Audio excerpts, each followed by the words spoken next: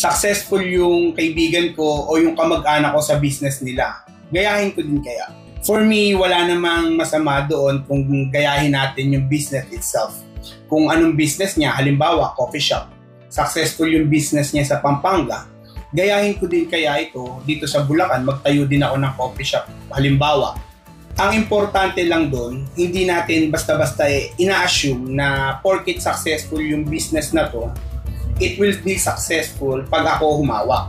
It doesn't necessarily follow kasi kailangan natin maintindihan yung success factors. Success factor means the location, the service that you wanna give to the customers, the branding, the management itself, the kind of service that you will provide, the training of your employees.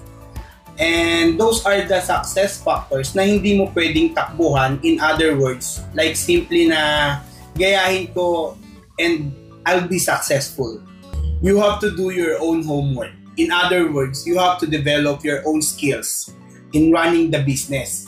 Kasi hindi natin nakikita dyan is naging successful yung ibang tao kasi dumaan din sila dun sa paggapang, pag-develop ng skills nila, pag-handle ng failures, pag-analyze at pagbagang ulit. Yung pakikipaglaban niya, hindi natin nakikita yon. Ang nakikita lang natin, naging successful siya, tapos gagayahin natin. Usually, it doesn't work. What work is our own discipline and our own improvement and our own growth and our own management. Yun ang success factors.